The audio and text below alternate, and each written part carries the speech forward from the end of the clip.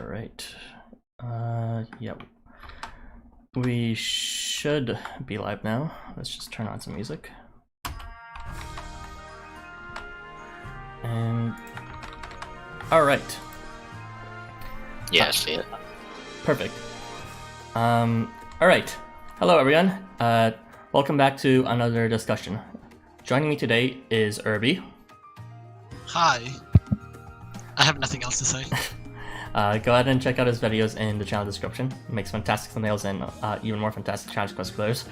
And also joining me today is Zalgus. Hello. I have a new channel.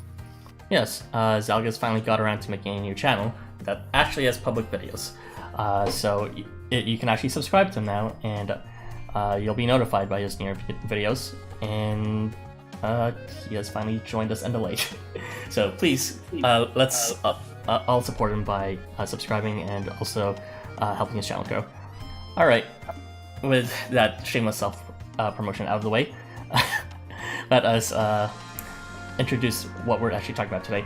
Today we will be covering the Valentine Colosseum content that has released for the current event that is present right now. This consists of some new transients, as well as some new ARs, and a couple of new skill evolutions. Yeah, that's just how it's gonna be.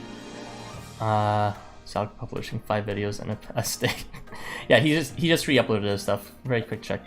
Yeah, I've been re-uploading my old videos. Due to some issues with YouTube's uploading system, I could only get through half of them, so hopefully the rest of them should be up by tomorrow or the day after. Alright, look forward to that. Alright, let us begin the discussion with the units. Starting with MacRoich. MacRoich? I think that's how you pronounce the name. I've been looking up various ways as well, but I haven't really seen a confirmation of it properly. You had something out, Irby? No. Oh, okay. I was going to make it funny, but I regretted it. Oh, that's the story of my life, to be honest. Anyway. So, MacRoich. Macbeth.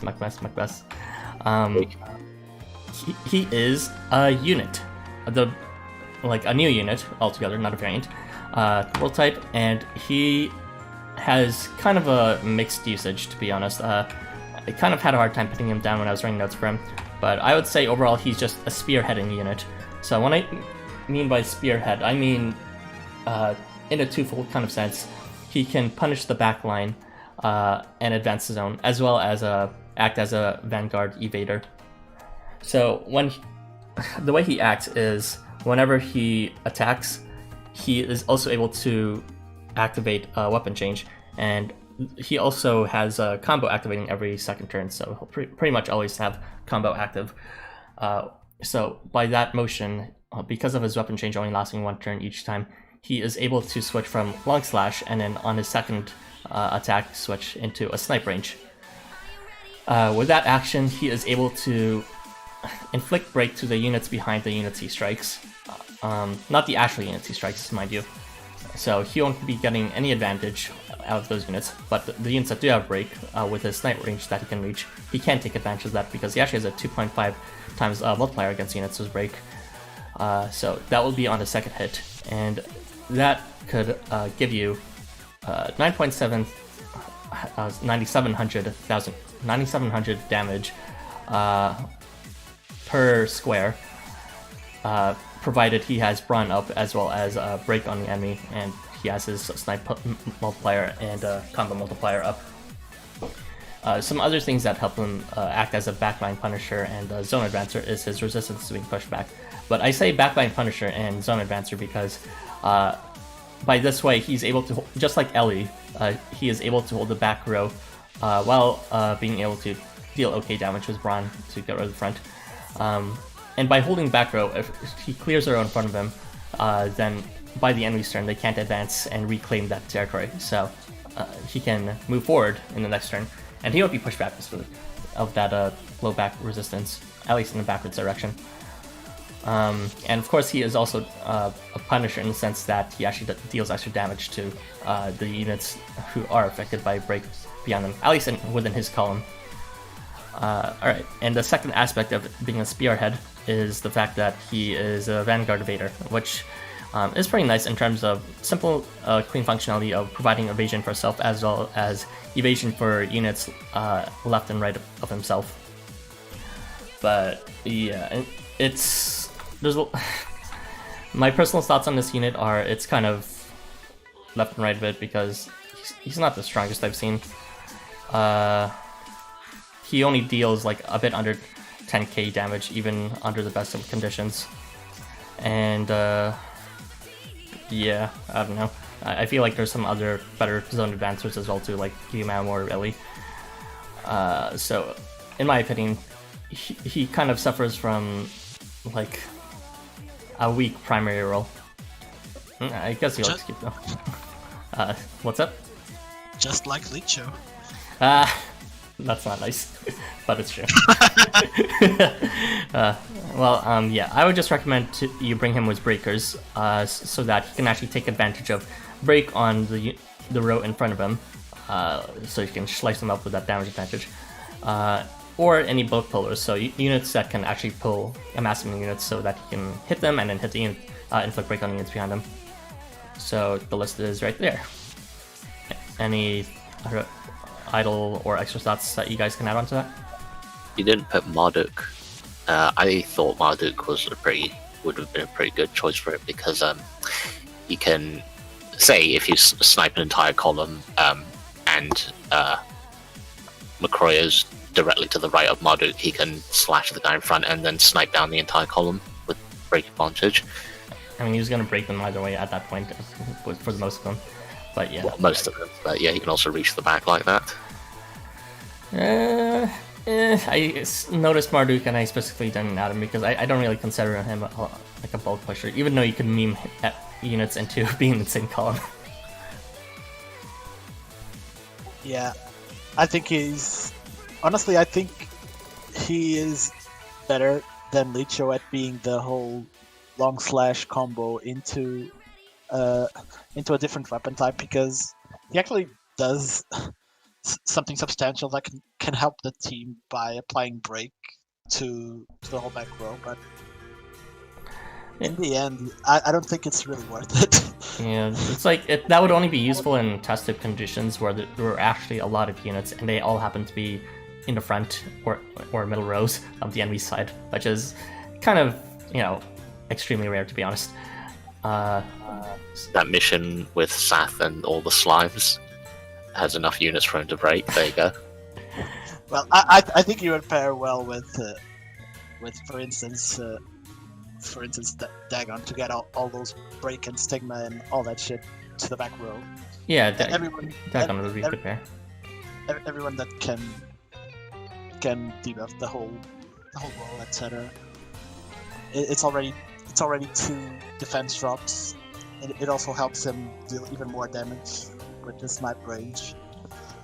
Yeah, it's a good concept conceptually. These zone advancers, it's just in practice, advancing the zone isn't usually super helpful in my opinion. I think it's a step in the right direction, at least coming from Licht, at least, because I think it's a lot better to be able to at least break your enemies. Yeah, I mean, what Licht just did? What did he do again? The weakness or something? I think so. It was just weakness on magic range or something. But it was yes. So he kind of just did like a very fancy way of doing big damage to large range, but not really taking advantage of that functionally. Yeah, because it was also after attacking, so he couldn't. Just a square in front of him. Yeah. Square in front of him, yes. So it's completely useless. Truly amazing. So yeah, in terms of I suppose more cohesiveness towards working towards a specific function, MacRoich has it better, but yeah, it still has much to be desired. You didn't talk about his CS. That's because there's nothing to talk about there. His CS removes 3 buffs to the enemy, which is neat, but we also have other units who can already remove all buffs. Notice I didn't talk about Guts advantage too, because it's what 3 times Guts advantage. That doesn't. It's like they have Guts. Who cares? I mean, it's good for his CS. If he uses his CS, he removes their Guts and deals a buttload of damage because it also applies break. Except he can't take advantage of Guts advantage if he removes their buffs. True. So it's just true. like it doesn't do anything. It's so pointless. I don't like it. Well, At least it's at double least- Tadatomos. at least he can reverse his functionality by going snipe into long slash. Haha. Oh, I guess. I didn't even consider that, but that's true. From charge into like what's called long slash, which is, I guess, if you want the snipe penalty on long slash, sure. But yeah, there's not too much to talk about in terms of like anything super mind blowing for setups. He is what you can guess he is. Someone who has a concept, but in practice doesn't always seem to be able to take advantage of it just because of how frequent that happens. He can't use the break advantage AR either. His AR selection's pretty trash with his weapon and element. Yeah, notice I didn't do like recommended ARs here. That's because There are no recommended ARs. yeah, I thought the unit recommendations would be more interesting. So yeah, and plus I was running out of space. But yeah, that's besides the point. All right, enough of this unit. Let's move on to the next one. Now, if you will, Irby. Wait, no, it's Zalgus. This is Zalgus. Yes, this is I think it's It's you. It's Oh. me. I thought I was reading comments. Oh, wait, no. wait. Right. Right, I'm reading. Okay, thank you, Zalgus. Alright, let's see. Hey, August. Hey, Wendy. Zal publishing 5 videos in a day. Yeah. Actually, it's like there's like 12 videos. You just can't see them on the front page. He actually uploaded a lot more, but then he was like, he got mad that they're out of order or something, so Yeah, he was they- like re-uploading them or some it- shit. It messed up the order because I changed them from unlisted to public, and I think YouTube has a weird thing if you try and do it in bulk. I mean, it should autocorrect support them. Well, that's my guess, anyways. Anyways. Lies. I asked Archie about it. It didn't hit for his. Yeah, well, Archie is a fool. Anyway, hello, Jackie. Rar, how's everyone? We're doing alright. Hello, Beth. Hello, Brian. Hello, Tons. And hello, Wendy again. Herb's out here twinning with MacRoich because they both dislike Kyuma. Oh, how dare you! Do you actually dislike Kyuma, Herbie? Well, I do now after this event. What essay do you have? 46. Fun fact, that's actually the same Gross. essay level as my Kotaro now. Somehow you matched that. Jesus Christ. Disgusting. Alright, and Mac is pretty simple to use, but Licho is better. I think Irby would have to disagree with that. And also me, but anyway, we're done talking about the scene. Let's move on. Irby, if you will, your favorite unit of the batch. Disgusting. It's Kyuma. He is a wood thrust unit that is minor buffer / damage dealer. He's a very odd unit. He's capable of bestowing defense up and vigor every turn, but it's on mixed ranges. His defense up is diagonally, so it's not a very common range for anything. Diagon So- Alley. What? It's a Harry Potter reference. Oh, I'm not a big fan of Harry Potter. I'm sorry. Oh. The only Harry Potter I've seen was My Immortal, obviously. Okay. But anyways, yeah, he has defense up diagonally and vigor directly adjacent, but it's at pretty trash rates. It's of 60%. Luckily, he does have concentration, which slightly helps with that on attacking, and also has arousal to himself and 1 square around, which is pretty good for units that can exploit afterbuff conditions, afterbuff activation conditions. But his main thing is that whenever he misses, he applies weakness to himself, and whenever he gets debuffed, he gains vigor and ardor. So he's going to be hitting very hard if he misses, or if he just gets debuffed by the enemy. Naturally, this is going to pair well with the VAR that he can equip that can bestow him a debuff, which is the Theme of the Month AR with Sanet, Kumara, and Licho. Mm-hmm. And units like Shenong that can apply poison to himself, so he can start right off the bat without having to actually be debuffed. His damage is okay, but it's not extraordinarily high. It's three attack buffs, which is pretty good. He's still a thrust range unit.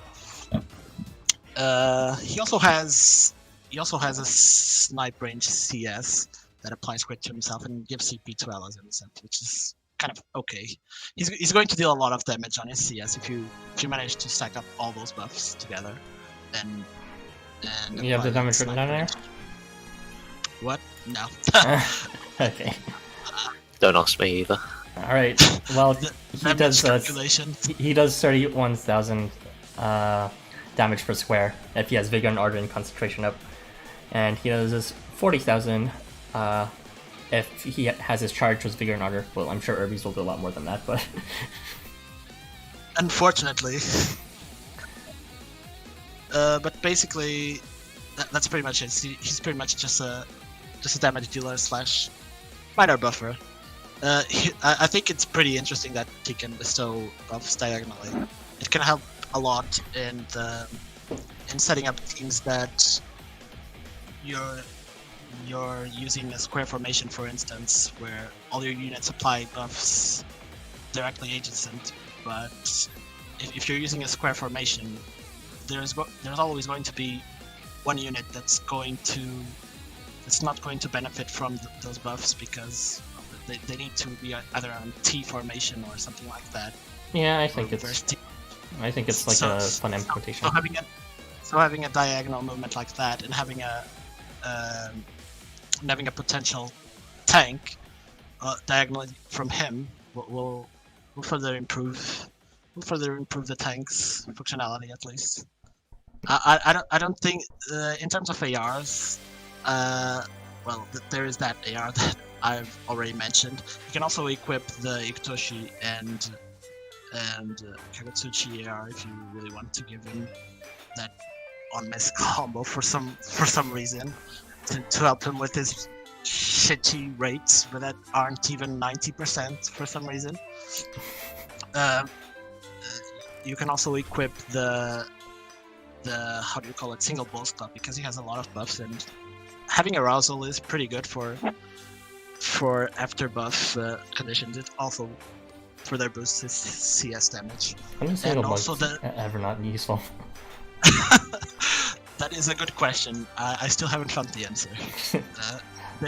And there's also another AR that can also be pretty neat if you're trying to get his charge up faster. Which is the Wamichi Kung Fu generation. It helps him generate his CP a lot faster, and helps him deal that really big, deep snipe range that isn't really that big, but well, yours is pretty big. It is for me. It is for me, at least. Let's go, Ruby. But yeah, in terms of what's called big damage, it's like, if he's trust unit, he better be doing big damage because trust.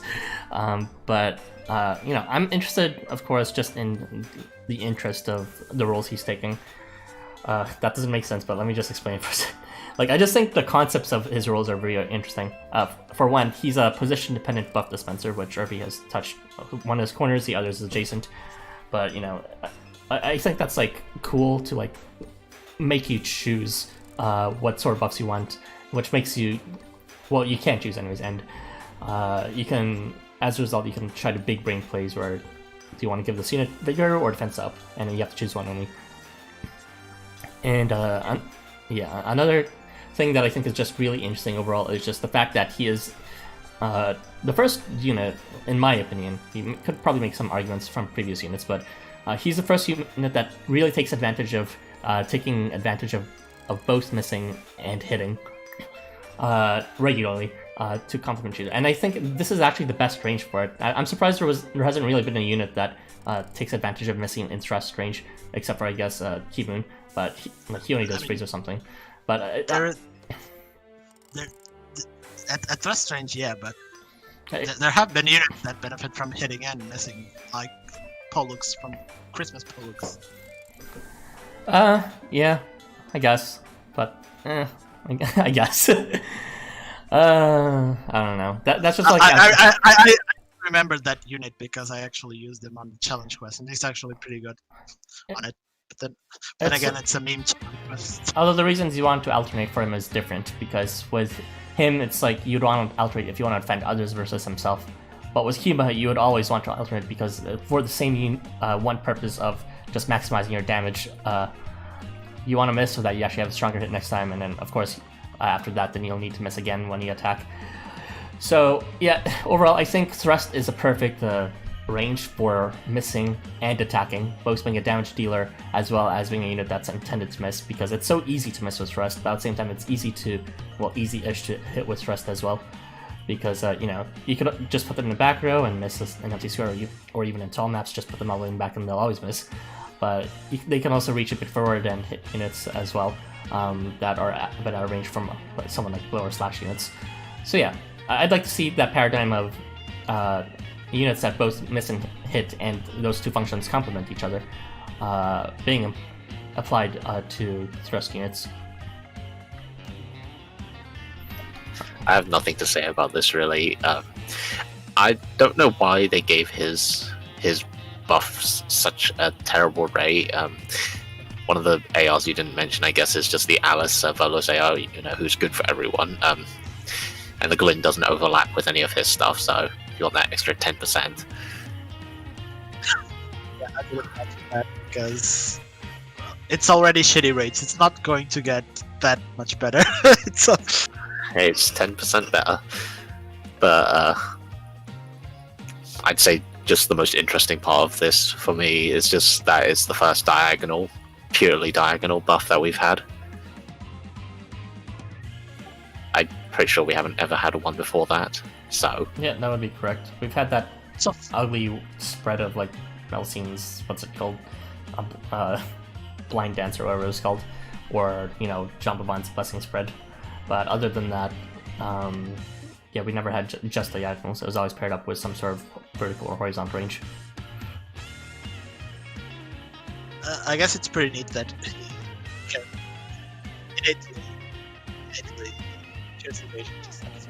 Kirby, you're just being into the darkness. Where are you? Can you not hear me anymore? We can hear you now, yeah.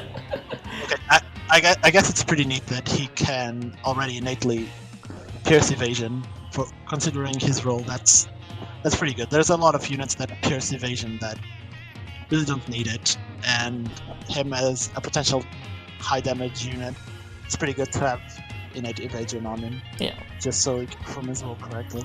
I would say Kyuma is nice to have as a secondary damage dealer, but not as a primary one. Obviously he's intended to miss half the turns, so you're gonna need like a unit that's actually doing the main damage. But for him to just like keep him in the back to do extra damage whenever you need, and also to actually start missing as well. Yeah, he'd be useful for that purpose. Alright, I think we have talked this unit to death, and we all want to move on, so since everyone's quiet, I will just move on to the next unit. Yeah. I can read the comments, which are two. Amazing. Wants to talk about Kyuma. No one wants to talk about Kyuma. Just finally, Baseball Boy got Spotlight. No, I wish he never got Spotlight in my polls. No, I didn't get a single 5-star. Hello, did I miss anything? Yes, you missed the Kyuma and MacRoich. MacRoich. Macbeth. Okay, anyways, let's just move on. Alright, Zalgus, please save us from that with Seth. I don't know if I'd call Seth getting a second variant saving anything. Oh yeah, well, we could briefly talk about why Seth. Oh, yes, why Seth? I don't know why Seth. Anyway, so Seth is a Aether Snipe unit. One of the things that I like about him is that he has a pretty nice attack stat for a snipe unit. I don't think that many snipe units get such a massive attack stat. There's a Dahime who's around 5,000 Xolotl star, but anyway, so Seth's main gimmick is that every turn he gains a invisible buff that increases his attack by a small amount. This ramps up to 6 times, and then it's pretty much permanent because he'll keep refreshing each stack in turn. After 6 turns, he will have a 2.98 multiplier permanently, which is really great. It just makes him a really consistent attacker after you ramp up.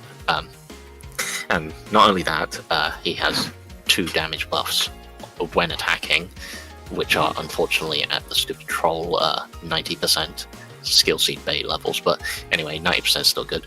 So he gets attack up and vigor when attacking, and combined with his stacking attack over 6 turns, that makes him do quite a lot of damage. On turn 1, he'll do 8,900-ish damage if he has both buffs, and on turn 6, he will do 22,000 damage, which is, for a snipe unit at such high rates, that's pretty amazing. So he can pretty much sit safely wherever he likes and be completely independent, and he doesn't need anyone else's help to deal out very good damage in his column. The rest of his kit is kind of, it's not quite as focused, I would say. He kind of has a little bit of everything, but so after he gets debuffed, for some reason he dazzles himself. I don't know where the synergy in this kit comes from. He also has on move remove 2 debuffs, but because of the dazzle after debuff effect, one of those will always be dazzle. So I mean, I guess you'll always remove the dazzle, but it's still kind of weird. If you get a 3rd debuff, then you might end up not removing the dazzle or removing one of the debuffs. So that's strange, but it makes him somewhat resistant to debuffs if you choose to continue moving him. It's the Shenong anti-synergy. Yes, the Shenong anti-synergy. I mean, you could just not. Oh no, because then he'll dazzle himself. He has minor team support with dazzle on hit, but it's at a really low rate of 60% for some reason. So I don't know why they made that such low rate. He also has anchor on move, which is when anchor is relevant, it pretty much cheeses out any. If it's like relevant in a challenge quest, it'll be really useful for cheesing it out, because negating knockback is usually pretty useful. Protection to allies around self. Unlike his regular variant, or no, his regular version, this doesn't apply to himself. He only gives himself protection when he gets debuffed, which is... that still doesn't synergize with his dazzle, by the way, because he would have had to get debuffed anyway. Yeah. I really don't get why the dazzle's there. Anyway, I think it's just like supposed to be a balancing measure, just like how Otohime gets turned into none when she's actually hit. I guess. Is this the snipe penalty? Yeah. So the rest of his, so half of his kit is kind of unfocused, I would say. It like implies he wants to get hit, but he's a snipe unit who, if he gets debuffed, he'll, penalize himself. So I don't know about that. But I would say his main spotlight is definitely his consistent attack power at such a safe range, without any help from anyone else. I personally would likely just place him far away in the back on his own, unless I'm like super buffing him with some other unit to do more damage. His CS is also pretty useful. It is one of the few CSs that removes all debuffs to self and allies. The other units with remove all debuffs are Labe, Tonte, and Shiva on CS. There are a few others like regularly, but Labe is... I would say Seth is one of the better ones for this because he's... Never used Labe. Yes, never used Labe. Seth is... Because he just, deals a bunch of damage, you can pretty much put him in any team and he'll probably work. Labe is... Most of his rates are poop, and his only real use is nullified debuff spamming, in my opinion, because that's the only thing really reliable on him. Tomte can't actually get his CS except from Arda because he can't attack and he's non-unit, so he doesn't get any CP from being attacked. Although he still has the turn start removal debuffs, but Seth can do it in the middle of a turn, and Shiva obviously doesn't work because he purges all buffs and debuffs, so that's not generally what you want. So I think his CS is a really practical method of removing all debuffs if necessary, because he's a unit you would actually want to use. Honestly, if it were up to me, I would not bother talking about his CS. Because it's like, I mean, he doesn't have any real way to build it up himself. And at that point, it's just like, unless you have a CS set up, it's kind of just like a bonus at that point. Some units are designed around a CS, other units are... I mean, you could build. I mean, you could build around it. I mean, in the same way you could build around Tomte, but I just think Seth is like the easiest to use out of all of them. You're forgetting about Aizen. What? Gabriel Aizen? Yeah. Well, yes, I guess you could do that, but he's limited. There you go. Guess who else is limited? Yeah, but he's here right now. Just pull the 5-star. Anyway, as for ARs, he doesn't really have any particular synergies. He unfortunately cannot equip the Dazzle, either of the Dazzle ARs, which is a shame because he actually has when attacking Dazzle for once, since a lot of units have after attacking Dazzle. So I have no real recommendations. Just put whatever synergizes with your team, or if you want like Bind or Charm on hit, you can use those too. Yeah, I would recommend those ones just because Seth is strong, but like he has to ramp up to his damage, so anything to help him stall a bit would, like a Charm or Bind, would be good.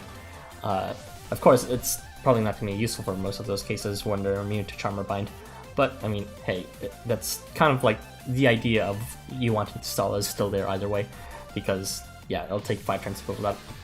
The rates are also trash on those ARs, but he doesn't really have much better. You could also just put something, an attack, an AR with lots of attack, like the free one. But yeah, no real suggestions there. His main attraction is just his ramping damage. I'm a bit disappointed about the Dazzle part because for a moment I thought, wow, I can actually cheese with him like I'd usually do in the challenge quest with Christmas Kalki, but then I was like, wait, after debuff Dazzle, disgusting, and immediately just forgot the idea. Yeah, it's my short take on Seth overall is simple to use snipe range damage dealer that ramps up over time and has a conditional incentive to move. So for most cases, you can just throw him in the team and he'll do big damage and even more big damage later. For specific quests, sometimes you'll want to move him, either for Anchored or for to get rid of debuffs, including the one he inflicts on himself. But yeah, it's not a complicated unit. Just focus on most case scenario, which is he'll just do big damage. Eventually. Eventually, yeah. After some time. But yeah, so ARs to equip things that stall, as well as anything that sorry, anything that amplifies damage. Oh yeah, also his stacking attack lasts through all phases since it's total turns, not phase turns. So yeah, it'll last throughout the entire battle. Yeah. Alright. I think... Do you have any other thoughts, Irby? Didn't talk too much about this. No, I do not have a lot of thoughts. He's just not the snipe unit I wanted him to be, unfortunately. Well, you already have Kalki. You have Necros, it's fine. Yeah, that's true. Alright, I guess... I was expecting the power creep, but thankfully it happened. Well, it was the wrong unit that had power creep. We'll be talking about that next unit after. But yeah, read the comments. What do you use, Algus? Sure. Baseball boy, best spotlight. That was our Irby's, but yeah. I don't know if it was actually there when he read it. In high noon, he Jack of Trade, Master and None. I think that's still Kyuma. Let's see. V Seth is so OP, but he blocked me from V Kengo. I think V Kengo's kind of better in my opinion. But I mean, they're two different units, but we'll get to that. It's a shame, but understandable. He only gives evasion to himself in this variant. Yeah, his CS doesn't give evasion to allies this time, which is kind of understandable because this Seth is more independent rather than the vanilla Seth, who is based more around team support. It can't get more simple than attack everything with prejudice. Yeah, Sundera kit. Yes. I mean, there's nothing wrong with simple kits. And speaking of simple kits, we'll talk about it next time, but is that all the comments so far, or? Yeah, that's all the comments. Yeah, the simple kit is much better than MacRoich's kind of complex kit that does nothing in the end. Cold but true words. Alright, moving on to the next simple kit. Well, even though I wrote a shit ton for it, to be honest. But, yeah. Kengo, he does big damage. That is the end result. He has some features here and there that make him interesting, but if you had to summarize him, it is a completely valid description to say he deals big damage at magic range. And, okay, so primarily he deals big damage, and sort of like Seth, he deals bigger damage over time, although this is based on his HP, not necessarily on the turns present. And he actually has two sources of self HP reduction through both stackables of Infinitude, and because his HP pool is actually quite low in comparison to his extremely high attack stat, he's able to break down his own HP pool in like a few turns, perhaps even like 2 or 3 if he gets hit once. And that is just very complementary to like his limit ability, which gets stronger as a result of that lower HP. And of course, he also has guts because that is the true and tribe combo of limit and guts, which happens after buff. So he also kind of just deals more damage as well when he has his charge. Not a lot more damage, but even though like the levels are lower from its like limit from his charge, he still has that like 5-star multiplier. So as a result, he'll do about twice as much damage as he would if he was just doing a regular attack. That's, you know, fair. And he can build his charge fairly okay because, you know, he actually does want to get hit in a sense, as long as he has guts anyways, and as long as he is not already at 1 HP. And he can build some CP through that way, so that's nice. And some other supplementary functions he has is being a paralyzer at phase start at a respectful diamond range, as well as being able to inflict paralysis whenever he is struck to the unit that hit him. And another supplementary role he would have is debuff resistance. He's just immune to most movement disabling debuffs, with the notable exception of break. That would be Seth instead, which we didn't even talk about because it's not worth talking about. But for Kengo, it makes sense because it's like he actually does want to move a lot to get that extra Infinitude. 2.6 times multiplier from Infinitude is great. And on move, he just removes a debuff, so even if it's like not like one of the movement disabling ones, he can still generally get scot-free away by just moving. And yeah, I would just generally recommend any kind of ARs that amplifies his damage, such as his own AR, the Kengo AR, or the Arsalan Sabanian one for the 1.5 times multiplier of his blessing, or from Kengo's just level 1 crit for the 2 times multiplier. He could also raise his rates if you don't want to see them with the Shuten AR that gives concentration every phase start, and you can also help him get his gut supply up even further with what's called anything that supplies guts, such as the Durga AR or the Sanat AR. Yeah, those are all my thoughts on Kengo. Anything else, guys? I am very disappointed that you cannot equip the Kurogan anymore. Cannot equip which AR? You're fading into the distance again. The Kurogan one. Oh. Why not? Or why? It ramps up just like Kengo's damage, I guess. Yeah. Also helps trigger him his after buff guts every turn. Oh yeah, yeah, that is unfortunate. It would be pretty good if he could use single balls club too, because he has 3 single turn buffs with the limit and 2 infinitudes. They just stack so much CP. Yeah, I mean, he's not like a super incredible CP battery, so anything to help him get more CP would be useful. But yeah, I don't think he can equip that AR, unfortunately. Unfortunately, yeah. But I personally thought the Shuten one would be best, just because it just adds another role for his Guts one, for his Guts proc, and increases it because he rolls for it a lot. He rolls for it like at least once per turn, twice with one limit and limit, the one infinitude and limit. So, but unfortunately, I don't have that. I don't even have Kengo.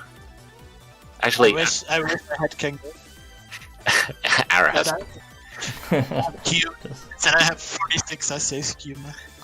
It's alright. You can use my Kengo and I can use your Kyuma. Tradesies. Do you have the shoot an AR? Me? I do not, unfortunately. It's a good AR, but like I didn't pull too hard on that. I'm not even sure if I pull it at all. Oh, you don't have it? I see. So it would be Something that's interesting is that he resists 3 of the movement, stopping debuffs, but there's no way he can resist break, so he can't get immunity to all 4. I mean, it's fine. Like, I mentioned this with you earlier, but just to reiterate to everyone else, obviously, since we're not mind readers, most challenge quests, if they do have a movement disabling one, they don't inflict every single one ever. They usually just inflict 1 or maybe 2 at most. So it's like Kengo would generally be fine unless there's specifically just break. In that case, like, I mean, you have plenty of other choices that big damage dealers. Kengo's not the only damage dealer in the world. You don't know that. I mean, he is now after Jin died. Fucking rip Jin. Oh, yeah, he's kind of like Jin, huh? Yeah, because 3 different conditions to get buffs. Yeah, he's Jin, but 10 times better. Maybe they'll touch everything eventually again. I'd say the only quote problem with Kengo is that if he wants his real big damage, he has to move for the third or second infinitude. I mean, but he still does big damage without it, so it's so nice. Limit and infinitude 1. Alright, any other trailing thoughts? If not, I'll just read the comments. We still have ARs and skill evolution skill, so... Yeah, you should probably... No, we didn't mention the obvious, but naturally, I think he'd work well with the units that can bestow buffs that lasts 1 turn, just so he can get that Guts to proc more often. Otherwise, if it doesn't proc, he's probably gonna die. True. Which units would those be? I forgot. There's like Kotaro. Evasion and tenacity, let's go. There's like so many. Every unit that applies protection, arousal, or tenacity. Yeah, I mean, he only needs... No. But yeah, like, Kengo is a very interesting unit because... I guess I should have mentioned this earlier, but yeah. He is ideally... You'll want him at 1 HP always, and it's very feasible to get him at 1 HP always. And, in fact, not only that, but also if you decide to seed him, I would recommend you do not HP seed him, because that is a huge waste, and he would take longer to reach 1 HP as a result. The red text, though. I'm sorry, but in this case, that doesn't make sense. Too bad we can't use Lianan with him. We can. But you'd be wasting the limit. Oh yeah, there's better units at that point, but whatever. Alright, let's move on. Better units than Lianan, what? No, I mean, well yeah, for this case, because you already have limits, so like, at that point, she can only bestow 2 buffs, and there's a whole bunch of other units that can bestow 2 buffs, or even like more than that, like Kenta would be better in that case, because she can at least bestow 3. We can only hope she is dethroned one of these days. Yeah, it's not happening. Alright, I will read out the comments and then we can move on to the ARs. Let's see. What was the last thing you read? Sundari, I guess? Alright. Yes. Alright. Tons says, as time passes, Life Wonders becomes kinder and gives us more ways to deal with the pain that is the Yogis Dungeon. You say that, but I still haven't touched it in ages because I only do mentor runs, and the mentors will always be mentors no matter what, and they are just not well suited for like 5 billion years of fear. They gave us the biggest thing they gave us to deal with the Yog Dungeon is the Thor Dungeon. True. But yeah, I'd like to one day be able to Yog Dungeons just because it's better for quotas. But that is just kind of a very specific thing to nerds like us who actually do mentor runs. Alright, when Vestal says, silly question, but using something like Christmas Sea Tree's spread buffs would allow him to possibly proc his guts for each buff spread to him, yeah? Yes, that's exactly how it functions. You have the right idea, but of course that means you need Sea Tree to have a bunch of buffs to spread to begin with. So, you know, you might have better setups than using Sea Tree at that point.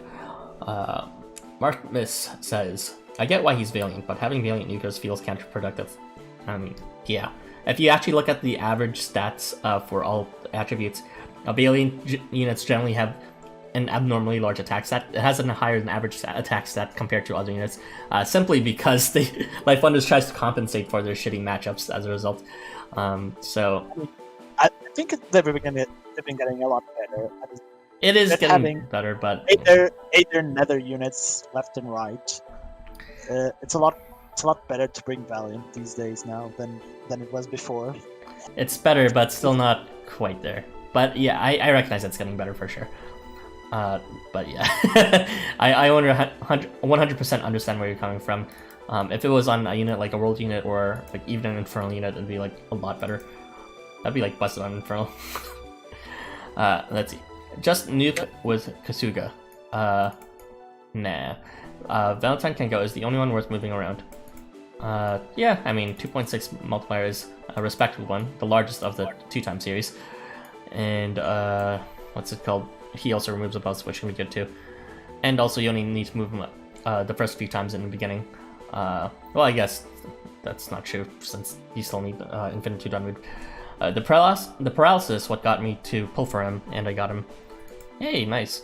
Although, I think there are a few other units that can do paralysis at just about an equal efficacy, and probably better availability.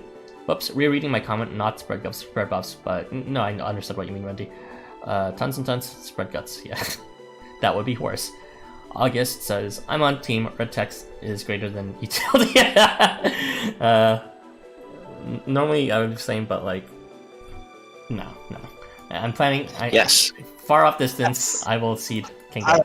Would you not HP Leaks if one of his variants benefited? That's an invalid question because it's already too late. He's already fully HP seeded. but what if they increase the cap? Would you? Maybe. But it really depends. Probably not because no one will use my Licht anyways. Anyways, I'll probably just I'll probably red text him just because there's probably better units. Anyways, Law featuring, I'll just say Law. I hate it when Kengo just reduced his HP with that fixed damage buff. That's why I hate this fact.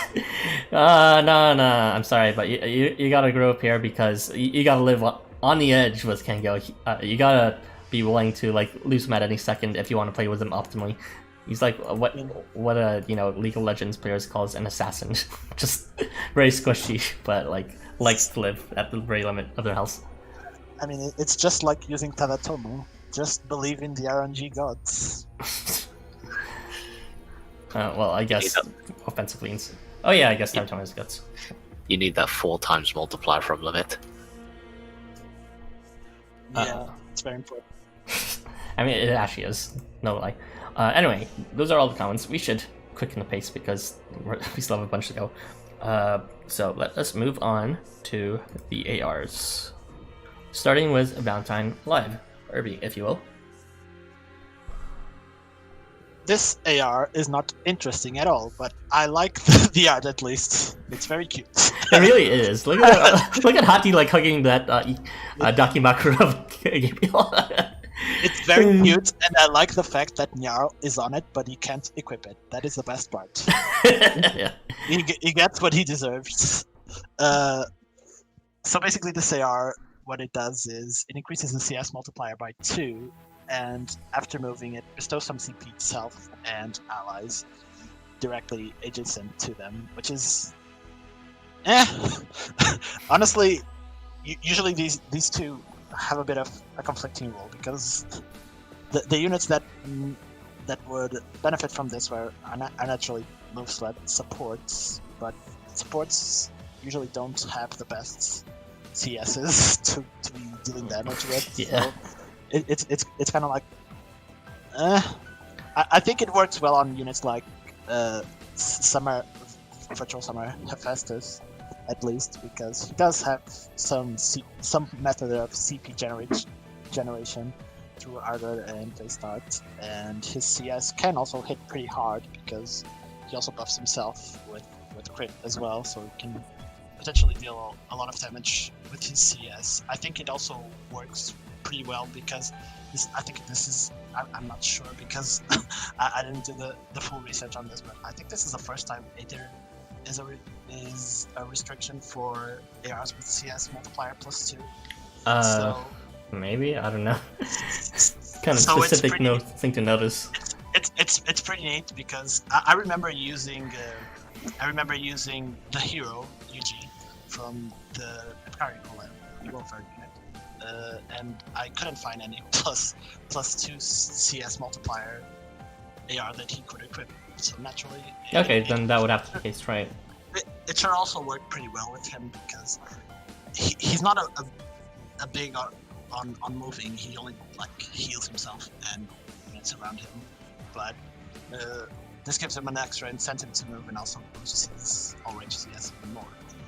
Units that don't benefit from the CS multiplier that much but do benefit from the CP gains are probably just regular Gabriel. Honestly, makes sense. that she would benefit from this. She already bestows a huge amount of CP whenever she moves on a large radius. This is slightly smaller radius for her, but it's still pretty good. I think Valentine Gonzo would also benefit from this AR as well, and I think he does benefit from both the CP generation and the CS multiplier because he also has What unit? Valentine Gonzo. Oh, right, he exists. But because he also has a damage buff or something. And there was another unit that I do not have on my notes, but it's 10 Grisnir. Yeah, she also. Oh yeah, that would be perfect for that. He also bestows some CP, so this complements him pretty well. Yeah, any unit that already moves to give CP, very well suited for this. And that's pretty much my thoughts. It's a very simple AR. Yeah, and again, simple doesn't mean bad. It just means, it is what it is on 10. Did you mention Lianen? I didn't mention Lianen, but I'm sure someone else would mention her. I mean, it's. I think it's kind of wasted on the CS multiplier, but it is more CP, and she already bestows a huge amount of CP. So yeah, it's good. Yeah, I don't think too much of the CS multiplier usually. Like for example, I think you mentioned in the comments one time. I was like, oh, my AR for Kotaro isn't that good because it's like it doesn't give a CS multiplier. I'm in it for the extra CP, not the CS multiplier. It makes a lot of difference. I remember Barosen used his Kotaro with the CS multiplier AR, and it tried the same strategy I did on one challenge quest, and it just dealt so much more damage. I mean, it would be the equivalent to what's called a nourishment buff at that point for Kotaro, since that would be increasing it from 4 times to 6 times, which is just a 1.5 times difference. Yes, but it made the difference between a 1-turn clear and a not 1-turn clear. Okay. Well, I have the benefit of having actually only Kotaro and Lianen, so I don't usually have to think about, I'm not doing enough damage because I'm usually doing enough damage. Anyways, any thoughts on your end, Salgus? Not really. Like you guys said, it's a pretty simple AR. I was going to say Valentine's Gunzo, but we already said that, so I will say Christmas Yasuyori instead, because he is kind of based around spamming his CS. He even starts with 100 CP when appearing, so he gets to take advantage of that 2 times multiplier right away. And you want to move him if you want his taunt and tenacity. We only just had his event. He could also move. He unfortunately CS locks himself when he moves, which is part of his gimmick, but he'll still give CP to allies, and you don't have to move him all the time. Okay, is that it? Any other thoughts on this? Not really. Also another unit that I forget that I have here is Band Defreet as well. He also does generate some CP too. Yeah, I suppose that's true. And he does have good incentive to move already with concentration, so it just gives him more functionality for something he was going to be doing anyways. So yeah, I would agree with that assessment. So yeah, Band Ifrit, Lianen, Valentine Gunzo, Christmas Yasuyori, the likes like that, and those are the units we recommend. Yeah, that's very much it, I think. Oh yeah, and Gabriel. Alright, we good to move on?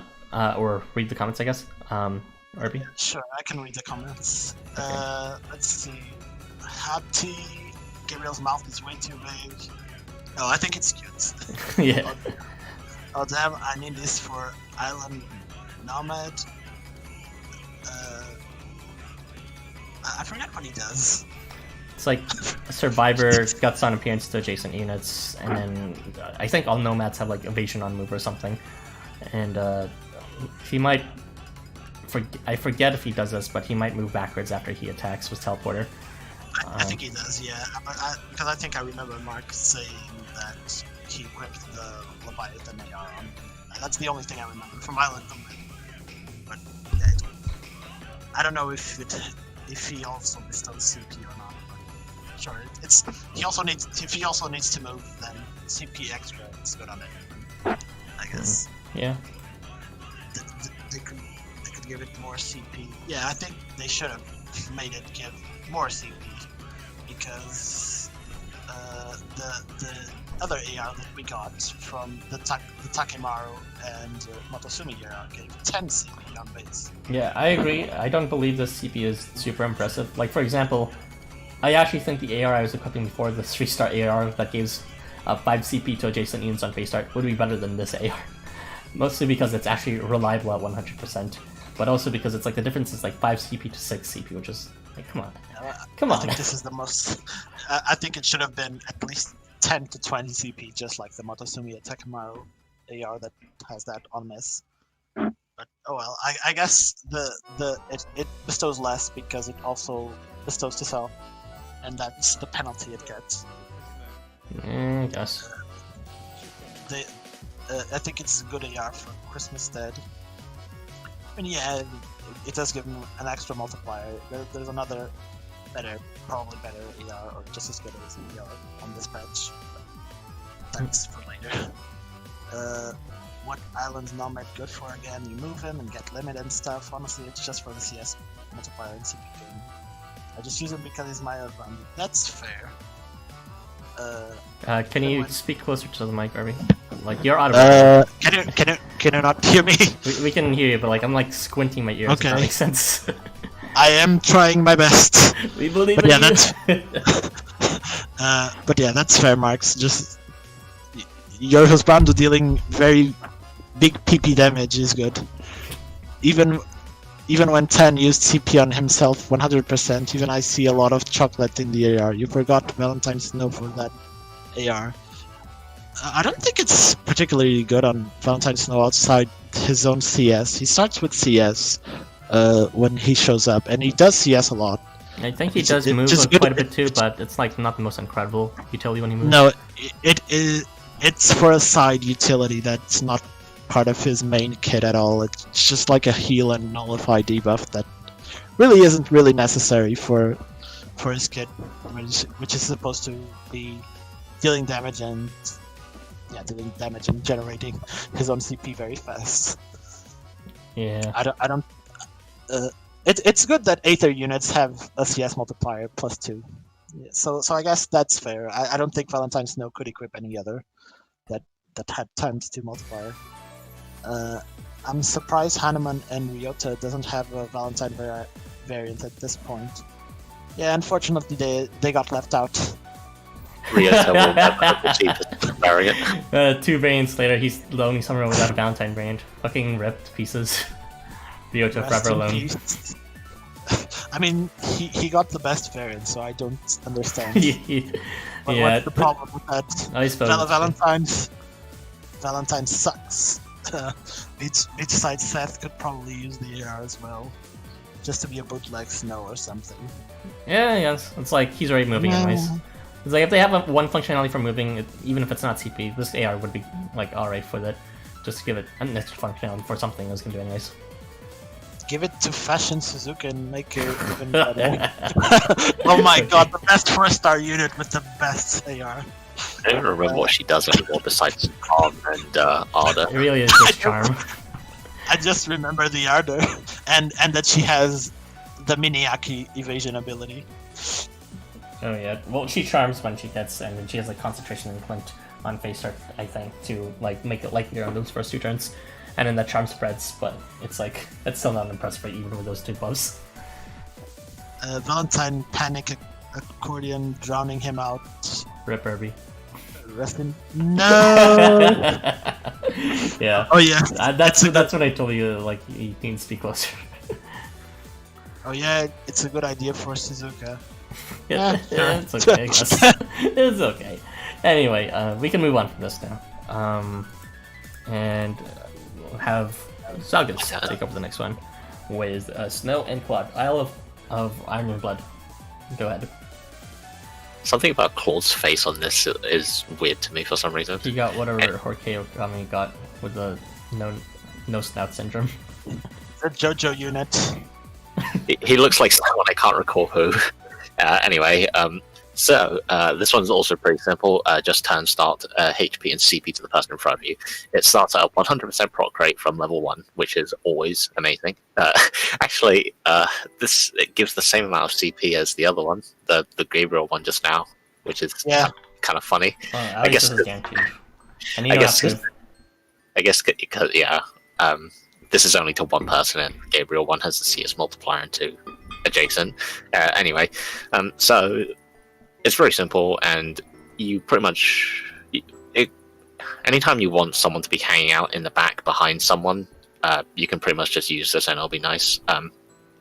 Someone like Christmas Claude, for example, who his entire kit is basically he wants to be hanging out behind someone. That this will be useful for him. It'll synergize. You can also do a kind of inverse synergy where what you are looking for instead is someone who wants a unit behind them. So, for example, like Yasuyori Oniwaka 5, both Oniwaka 5s, and Kamui 5, they buff the units behind them only. So you could pair any magic unit equipping this with those units too. But it's pretty simple. Don't really have that much to say about this, honestly. Yeah, I agree. Honestly, it's such a... Go ahead. I have something to say about this AR, but I'm really disappointed that the restriction is magic range, unfortunately. What did you want? I wanted none. None is never going to get any good ARs. We'll talk about that later when I talk about one of the 3-star ARs, which has an unrestriction. But seriously, none will never have good ARs. I'm calling it right now. This would have been ridiculous for a non-unit, actually. Yeah. Well, for like Daikoku and stuff. Yeah, this AR is just good on any supportive backliner, and there's actually a decent amount of supportive backliners that are magic range, like a Christmas Tetsuya or fucking. I was supposed to actually go somewhere, but that's it. You did it. That's it. No, there's more. I swear, but I can't remember them. But yeah, any magic range supportive units, magic units tend to be supportive, so I'm sure you guys don't have any problem finding them. They also have the range to just hang out behind anyway, so you could probably just slap it on someone, and they'll probably be able to hang out behind someone anyway. Yep. This is a pretty good AR, to be honest, for general purpose. Yeah, it's probably one of the best ARs. 100% at level 1. 100% at level 1 is amazing. Yeah. Well, I can't say the same about the ARs that I'll cover, but we will get to that. All right. I guess we're done talking about this unit, this AR, because it's pretty simple. So yes, you can read the comments. Yes, I love that AR. I think the art's actually pretty good, despite me thinking Claude looks kind of weird here. Well, not so much weird, so much as he reminds me of someone and I can't put my finger on it. I still can't put my finger on it. Xmas Claude, the card. Yeah, it pretty much synergizes with Xmas Claude perfectly. I don't know about Snow's variants, though. I don't think this really goes with him, or Snow's units. I don't really think this goes with him very well. It doesn't go well with his regular, but not He's slash range, though. but not his variant at all, because his variant requires him to be on the front line. I guess you could just have the vanilla Snow 5 hang out in the back, giving protection. Anyway, I really like the art style in this one. I want this AR, goddammit. It's really pretty. Claude looking more and more like Napoleon Fate Go. Maybe that's who I'm being reminded of. This AR looks like Snow and Claude getting married. Snow wishes. Yeah. Iskandar. I'll have to look up that later. That might be who I'm thinking of. I'd ship it. No, Claude has no eyes for Snow. Oh damn, 4-star Azazel can equip that AR. Yeah, he's a supportive unit, so he should have no problem hanging out in the back. That's a good idea. It's okay, give the Astaroth. Yes, Astaroth would also be good for this, because Astaroth is 3, who is the only one that can equip it, is built for support. After they say yes, but when I made Azazel love Claude, why? Gotta get that heal bonus, obviously. Hello, sounds perfect for Christmas Tetsuya. Damn, I need it now. Look what you did, Arrow. Still didn't pull for that Christmas banner because there's no I don't reason to pull remember for what he does. I don't remember what he does at all. He's actually a Tetsuya. fairly strong support unit. It's just that I keep on forgetting he exists because Tetsuya is forgettable. Well, at least for me. You actually think he's pretty strong? I never saw the strength in him at all. I feel like I had CP to self, a large boost or something, base start maybe, and then... I felt like he was the weakest unit of the banner. And he's kind of like Tadatomo, and Tadatomo's pretty good in terms of just hanging out the back, except he doesn't have to move, so... yeah, something like that. And, he does damage for himself too. I think he has crit, maybe? I don't know. Maybe I'm imagining things. It's been a while, alright? I've never used Tetsuya before. I've only read his kit in passing. I've never even seen gameplay of him, alright? Be the change you want to be. So good, no one uses him. It's too powerful for this world. Okay. Alright, read the lingering comments and we can move on.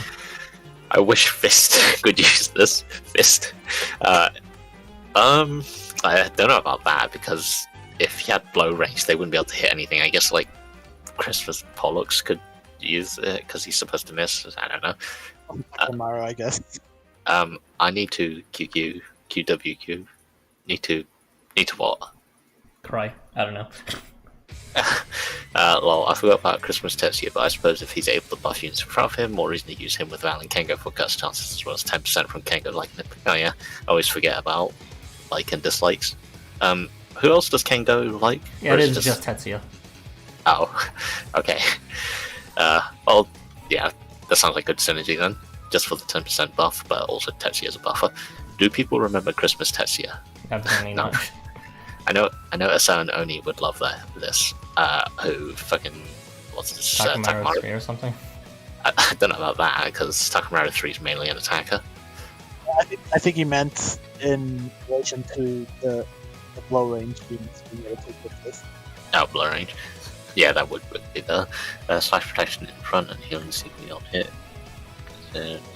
Is this Tetsuya? Oh yeah, it's Tetsuya, I think. Yeah, it's Tetsuya. Slash protection in front and healing and CP on hit in slash range in front of self. That's basically it. He's alright, but he's hot, so that's all that matters to me. Tetsuya's very good, his magic. I feel like he did some damage too, but whatever. I'm not. He does not.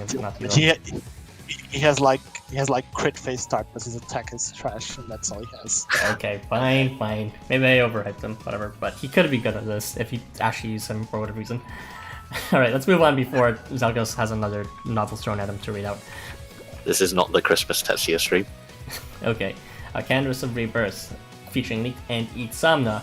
It is basically the extremely shitty version of the Isle of Iron and Blood card, which gives a CP on turn start to in slash range in front of them, as well as on miss 100 CP in front of them. However, the main issue with this AR is that if you only have one copy, which is going to be extremely likely the case, you're only going to give one CP at 30%, which is equal to less than one CP per turn, less than half a CP per turn. Like, come on. And on miss, which is like 100 CP, which is like 100 HP or less than 50 HP per turn, it is not a useful AR at all. Honestly, the only way this is an AR you just slap on because you didn't have any other AR to use, and even then, there's not many units that would really like it. With that minuscule boost, I can only say units that you can equip. You would equip this on backliner supports with existing HP and CP facilitation. So basically, any unit that already does that in the first place from the back. So for example, League 5 gives CP to units in front of him. What's called Daikaku already does HP and CP in front of him in slash range by chance, but trust me, this is not going to significantly help his boosts at all. You also have what's called Beach Chernobog and Furufumi, and which gives CP and some buffs in front of them. And Tadatomo also gives some defensive buffs, I believe, whenever he moves in front. And Heracles is also just, I believe, HP and CP in front of him. Maybe it's just one of them. And yeah, Baron also. But yeah, this is not a useful AR. Unless you wailed, in which case, like, you're still not going to get that much. It's going to be, what's it called, at 100. If for some reason you have this maxed, you're only going to get 4 CP per turn on turn start, which is like, I don't know. At 60%. That's still nothing. That's like at 60%, which means on average you're gonna only get 3 CP per turn. No, 2 CP per turn. The fuck? What a fucking shit AR. Jesus Christ. Licht doesn't deserve this. Oh my god. Deprived of skill evolution, and now this. Why are they doing this? This is Licht's second AR, and yet again another crap AR. Like the other one was just not useful for Licht at all because it gave CP on like base start, where Licht actually doesn't want to get his charge because his charge is kind of absolute shit. And But he can't dazzle. And he can't dazzle either. And this one is just such a negligible help that, like, no, just, I'm sorry. I usually, like, I'm a lot more egalitarian and, like, understanding about secret utilities of cards and whatnot, but this one is just, it is negligible, its effect. When I say negligible, I mean you would, like, 99.99 times, percent of the time, not be able to tell the difference if you didn't have the AR versus if you did. And those are my thoughts on this AR. There is nothing to say. League needs a 4-star AR. Terrible AR. Yeah, goes to show you how important proc rates and actual sizable value is. It is functionally, technically, nearly identical to the previous one that we just talked about, which was Algis's Isle of Iron and Blood. But because of just the lower numbers and the rates, it's nothing. It honestly looked like it could have been a welfare AR, one of the free ones, because this banner is actually bigger than the usual AR banners we had. I think this is like the first yeah. Like, and this is what I mean by none. ARs that are specified for 9 units will never be good, because this is our second one, and it's kind of like absolute useless trash, to be honest. And then the one before was what's it called? It was a welfare AR with Shenong and Yumo, and that gave like HP and on miss as well as what's it called on turn start, I believe. But the main issue with that was that it was also not guaranteed. So even when it was fully maxed, you're only gonna get 60% of the time. So yeah, this is not fair. At least this is better than this. None of it's better than this. What the fuck? At least he looks cute here. Yeah, he does. The art style is fantastic. Very limited palette. Look at that white stuff all over his face. That's my white stuff. Anyways, let's. Any remaining thoughts before I read out the comments? Sad face. Emoji. All right, fine. I'll just read out the comments. Let's not drag out this torture anymore. Let's see. Slash protection front basically cuts the. I did a 10 code for Valentine Chino and I got spooked by a 5-star Heracles. I mean, Heracles is good. Yeah, he's actually much better than Valentine Chino. I'm How sorry, dare you. but that is the truth, so you can't deny it. Anyways, I feel like this AR is a good example of the Artax. Very well said. Gen 1 AR moment. Oh, Jesus Christ. What is this AR? I guess even Gen 1 ARs are often better than this. The previous one with Leaked on it was still better just because base start CPU is good for most units. This one is not good on anyone. And that was actually useful. Yeah. Yes, I have Itzamna, 4-star Itzamna. Well, don't equip this AR, and I'll tell you that. This AR sucks, absolutely. Equip the ARC one. Yeah. Also, I guess Lianin would like to just equip the, I don't know, the previous 3 ARs we talked about with Cloud or Snow, or what's it called? Gabriel or Hati. This is a pretty good, a pretty AR, but it's so bad. Although, can what CP at 30% rate, so it is abysmally trashed. What the fuck is that? Fucking Life Wonder is... You can't just balance it on units by giving them shit ARs. It doesn't make sense. Come on. What the fuck is this shit? This shouldn't exist. 1 CP at 30% is a disgrace. Licho deserves this. Life Wonder is back again with fucking non-units. I know means light in German. Yeah, it does. Light of my world. Why not make it 10 or 15 CP? What the fuck? Man. If only, if only. I kind of like this 80s anime, almost watercolor thing for cards arts. Yeah, I do. It's a limited palette. I forget what the proper term is. Maybe it is just a limited palette. That's nice. Community's arts styles usually like that. Very watercolors. Oh, okay. I thought it was just them in gold, but if that's your usual art style, then I guess it shows through their experience. Love the color schemes on the art. Yeah, let's just focus on the art, less on the kit. Look at that delicious art. Anyway, let's move on. Irby, if you will. The next AR, the meme AR.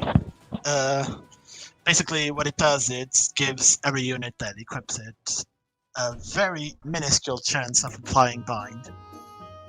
But the interesting part of it is that phase start apply anchor on a 2-square diamond radius around themselves at a reasonably high rate, an 80% rate. This can be very, very useful for units with buff reversal, but also very, very, very useful for cheesing some challenge quests that involve units being pushed and pulled back because anchor will prevent them from further advancing on the front line. So you can potentially cheese some challenge quests with it. I remember trying to find units that could apply anchor to the enemies, and yeah, of course they wouldn't exist. This is the only instance of it. This is the only means of applying it. Hopefully there will be challenge quests where we can abuse this, because it sounds like really fun. Otherwise it's just going to be a buff to exploit with buff reversal, which is okay as well, I guess. None of the units that apply buff reversal can equip it, so it's kind of like Valentine's Licht can, but his is on. His is after being hit, so it's kind of like what? Pointless. Valentine's Licht can use this and have the anchor and buff reversal, but he can't actually take advantage of it because his buff reversal is after attacking. Oh well, he could take advantage after that because anchor lasts for a while. It's returns, but still. You have to wait a turn, and again, if you're using Valentine Licht, you have to. Man, now I wish I got there. I didn't even consider it would activate buff reversal. God damn it. Yeah, it's still there. No. It's probably the best use. It's probably the best use for it, for that anchor, but for the bind, the rate is so negligible. It's probably better to just equip it on other units that applies kill lock or binding effects to help with the proc rates. Give it an extra chance to proc if the general skill does not proc it. Alright, I'll just equip This it unit, on Echo and cross fingers. No. You can equip it on Licho, for instance, that does have skill lock after hitting, or Valentine Hakumen herself, or regular Hakumen as well. That works too. Maybe also Hogan or Setsuban Matosumi are the choices. Units that can apply bind and skill lock. Irby! What? What? Or- Can you hear me? Yeah, you're kind of despairing there for a second. But yeah, I just said Licho, all versions of Hakumen, Hogan, and Setsuban Motosumi. Ah, okay, I see. Yeah, those are good choices. Anyone that already binds increase their bind rate by 2% extra or something. I don't know. I mean, it's an additional safety net for that bind. No, the true synergy is equipping it on Kalki with his new skill Evo, which we'll get to.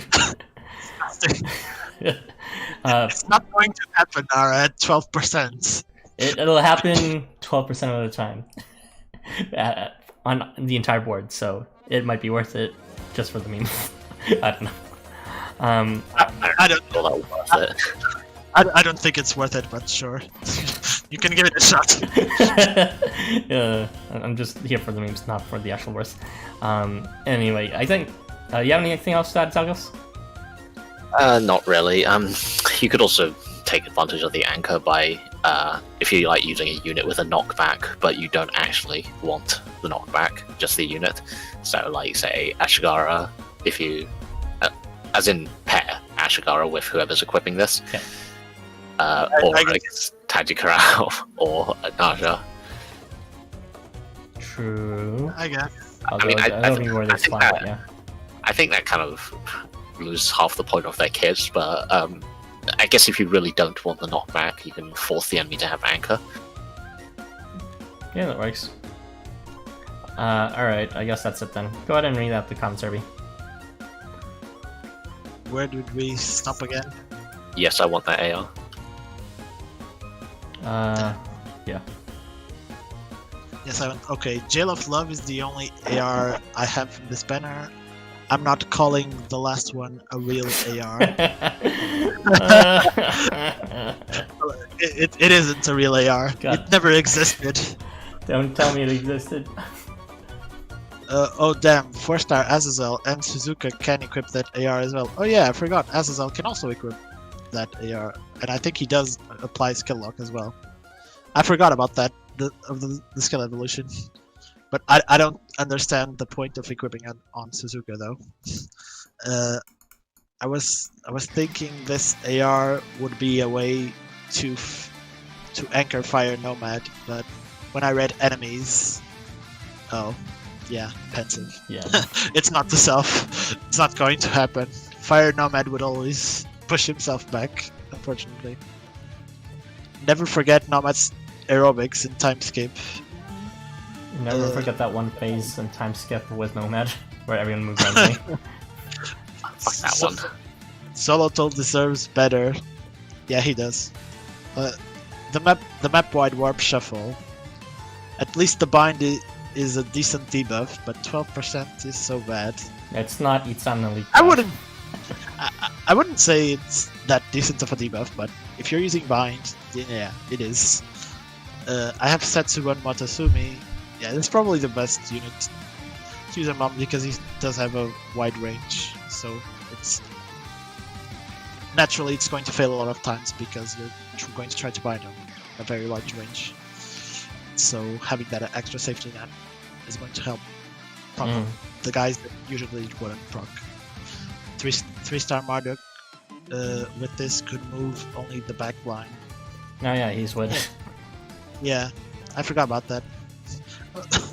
That's true. Three-star That is Marduk. an interesting. Like if it was like you want to move only the back but keep the front two it's fixed. That could work for sure. Then you Nice catch. need to put him in the front. Yeah, I guess. Conceptually, it works. Hakumen deserves this though. Agreed. Wish the bind was at least 25%. I mean that'd be pretty busted. It's already almost 25% at max AR level, so I think it's pretty fair. They're not going to make entire kits into an AR yet, at least. Don't let your memes be dreams, and that is it. All right. I don't don't know, having a after attacking with a terrible rate seems like a Gen 1 thing to do. Well, Yeah, but they are. It's not supposed to be entire kids. well, maybe one day when we can equip 2 ARs at once. That'll be interesting to see. Alright, let us move to the next AR. Salgas, if you will. Memories of my father. Yes, sure. Art by Cool Guy. So, this is a pretty good AR, in my opinion. Well, I don't know if it's not completely applicable, but... So, it applies crit to the ally behind when you move, and the base rate of 30% is kind of not great, but it's not 12%.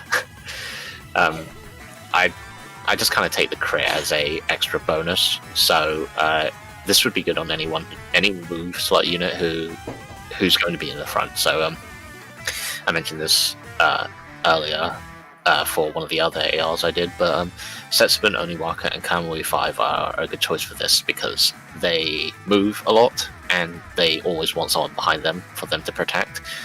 So you could give them an additional buff through this. It's only 30%, but crit at That level is like 1 the highest we have for an AR. Yeah, and crit even at level 1 is still 2 times, so pretty much equivalent to most standard buffs, or close enough. The other part of this, which is not expanded, you should have expanded it in my opinion. My bad. It's a 2 times burn advantage, also stackable burn, but no one can inflict that we can use. So for all intents and purposes, just a 2 times multiplier versus burn. This is going to be useful if you have anyone on your team who can inflict burn, and there are a few units who can equip this AR and inflict burn. There's Tadatomo there, and the other ones I wrote are Cthulhu and Christmas Dead. Tadatomo can also do Conflagration for that flat damage when burned, so that's cool too. He isn't really the greatest damage dealer, in my opinion, so the 2 times multiplier isn't great on Tadatomo, but he still has a innate advantage against burn, I believe. I didn't actually test this myself, but Christmas Dead and Cthulhu both do a lot of damage, and they also innately have advantage against burn, and they also both have all range CSs. Dead's CS in particular already inflicts burn, so this AR will synergize well with those two especially. Otherwise, pretty much just pair it with anyone who, if you have someone with burn on the team, or if you want the crit, then someone who wants someone behind them, or just often and will be on the front. Yeah, this AR is nice because it's like there's 2 distinct reasons why you would want to equip it, and both of them are pretty good. I don't know. I wouldn't say there were 2 good reasons for it. I think the after movie like crit is shit. The only reason to use this AR is the burn, really. In my honest opinion, No 30%. bias detected, Mr. Dead fan. I mean, it's true. 30% crit. Are you kidding? Just compared to the other like ARs we have that give crit at fucking 10%, Yes. 15% or something. Jeez. Yes, but it's not after moving. At least. Yeah, but this also gives it to what's it called? To someone else, not the unit. So you could have like a main non-moving damage dealer behind them, with like whoever the fucking equip this in front of them. I guess. I just don't really like the crit being there. No, I get it. In terms of things I would personally use for consistency, I wouldn't use this obviously, but in terms of whatever, I'll do big damage, even though it's not necessarily damage. Sure, why not? So he is completely useless on Cthulhu because he doesn't need to move. Yeah. Well, he has burned. Yes. Yes. Yeah, that's pretty much it for this AI, I suppose. So if you have a burn setup, or if you like doing popular like a pair setup with a unit in front and behind, and your primary mover is your frontliner, then yeah, this AR is for you. All right, read the comments if you will, Salgus. I believe that's all our thoughts on this. Okay, I think we're here. Buffy. Yes. The artist is Takamoto Arashi. Yes, that's correct. This AR has no right to be as cute as it is. I love this AR so much. We need more Marchosias content. I hyperventilated so hard when I first saw it. Same. Valentine's Tada can make this work. I don't actually remember what he does, even though I recently got him. I should probably actually check that out. Do you guys remember what he does? It's like bind, maybe one struck, and like he also like has guts, I believe, like as usual, and blood of the beast, maybe. Yeah, he has tenacity on a move, probably. I think he has. I think he has the stupid blessing skill. Yeah, he does. Remember how regular Tadatomo did spiritual dog warrior flesh his variant?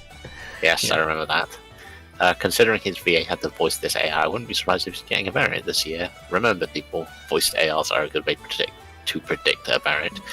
I don't know about that. You Marchosias can only does say have that if you had president say that. I love how the background is just an in-game background. Hey, I don't know. Yes, it is. I didn't actually notice that. Hey, it's not the first time they did that, I think. There's another AR. It must have been the Abisu Choji one where they used an existing background like that. Probably. I think the Anvari and the Anvari Outbreak? Outbreak AR, yeah, doesn't even have a background, I think, or it's just an in-game background as well. It's like Isn't it just the treasure room from the dungeon? it's hard to tell since most Yeah. of it is just them, but maybe. Yeah. I love how the back. No, I know. This pic is just March holding up his baby. Yeah. What do you mean I equip this on Cthulhu and move in order to give credit to Leonan? Damn. Interesting. Everything you do. Give the Leonan damage as well. Like, I did actually go through the trouble of calculating Leonan's CS damage with why the would you CS. do that? You could get about 2,900 if you equip her with the Gabriel Hati AR. Yamano. Wow. Um, this art makes me want to pet Tadatomo. Ooh, I can equip this AR to 3-star Claude. 3-star Claude, 3-star Claude. Oh yeah, he's supposed to be on the front. You could also equip it to the 5-star Claude as well, because he's slash range. I have to think about that later. Well, I don't have this AR, but giving Leonan buffs is a meme. Yes, it is. She's too powerful. Tadatomo in general makes me want to pet him, to be honest. And as I said on Suzuka again, man, they always put long slash in magic. Yeah, they have quite a few in the span. Valentine is mostly a gut spammer for his CS. It's the background of Kabukicho. Yes, it is. I remember Yeah, that it is now. correct. Yeah. In my opinion, it looks like Marchosias is holding up Tada to do something a lot dirtier, but that's just me, so we're gonna move on from this AR now. No degeneracy. Everyone's thinking it. Well, maybe it's just me this time. Anyway, this AR is a 3-star AR, and surprisingly has very strong general utility, and is like miles better than the previous 3-star AR we talked about. Let me just pull out my notes for that. Wait a second. There you go. So yeah, there's actually a lot of units you can equip this on, but only because the purpose of it is like good and generous. Well, not super generous, but you know, it's just good utility in general. So my primary what this AR does, firstly, is it actually like just heals on attack. So there's another AR like that, the Gunzo AR, that's 4-star. And this one also gives nourishment advantage. So because of that, my first primary recommendation really is just Festival Ryota, because he's the only unit that, of course, can bestow nourishment to the enemy themselves.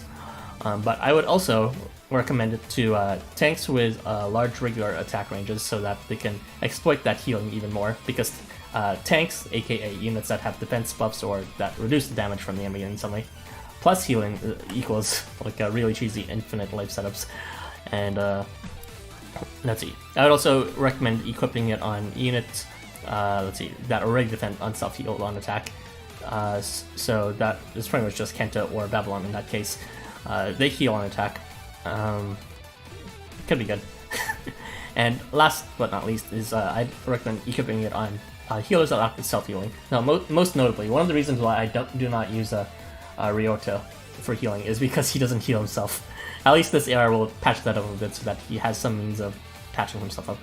And yeah, another one that also fits that bill is actually Maria, who heals everyone rather through reviving, but she doesn't actually, what's called, heal herself in any way. So these would all be good, especially since they're all large range. Ryota and Maria being magic range to get as much hits as possible. Yeah, those are all my thoughts on this. Why'd you put so many units? Because that's how many tanks there are with large regular attack ranges. All of them either inflict a what's called a defensive debuff or a defensive buff to themselves, or a damage debuff to the enemy, or some combination of that. So yeah, like I said, this unit is very applicable to a lot of units. I just wish the base rate wasn't so trash. Surprising. Yeah. Well, the thing is, you can get multiple rolls per turn at the very least, was if you decide to use a unit with a large regular attack range. Like, everyone here is like magic range, or all range in case of Alp or Echo. So you have more chances that way, and of course you can always pair it up with combo if you really wish to get even more chances. You didn't put Tangaroa as well there. Well, he's like short range, not the biggest range. But ignore Xolotl being there, I guess. His biggest issue is that it doesn't protect himself, and he also doesn't heal himself. So it actually would help him, even if he's completed anyways. Yeah, I guess that would be okay with 5-star Tangaroa, regular Tangaroa. He needs another buff. Anyway, I guess that's all our thoughts on this. Actually, Zalgus, he didn't say anything specific, did you?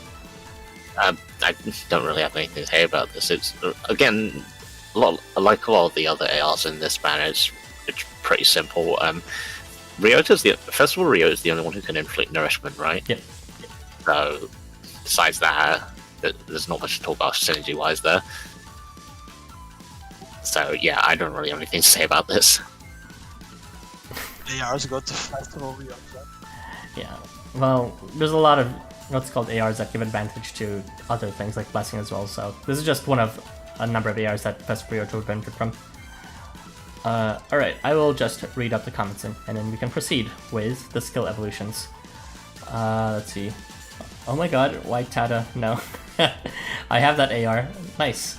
I kind of wish I had it, I guess. It's okay. All range Shenong heals with this. Too bad this card's infinitely better than this for him. All range Shenong. What's it called? It's all right. Yeah, he has all range on charge, but Mark, I should correct you. I feel like you might have a misconception that when you're charging, you cannot activate abilities that are on attack. That's a different set. Those ones on attack are specifically for regular attacks, not for charge attacks.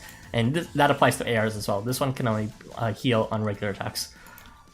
Alright, moving on. I just pulled this AR. Nice. That's great for Yasuyori since he already does extra damage to nourishment and heals. Oh yeah, I guess.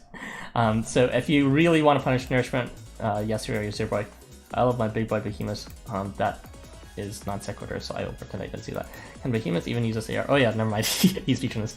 I didn't mention Behemoth because I didn't notice anything immediately that he would benefit from it immediately. I guess the heal, but since he relies on getting hit,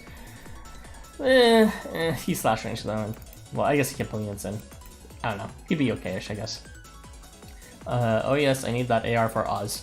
Yeah, Oz would be an alright unit for that because he's magic range and needs some healing to supplement his meaningless with taking damage.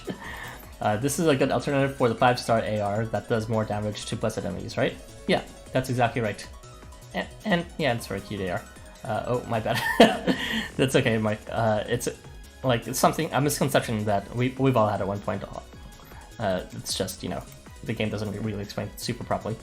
Anyway, with that, we have covered all the ARs, and Irby and Zalgus will finish up with the skill evolutions, starting with, I thought it was, who are we talking about first, Kalki or Moritaka?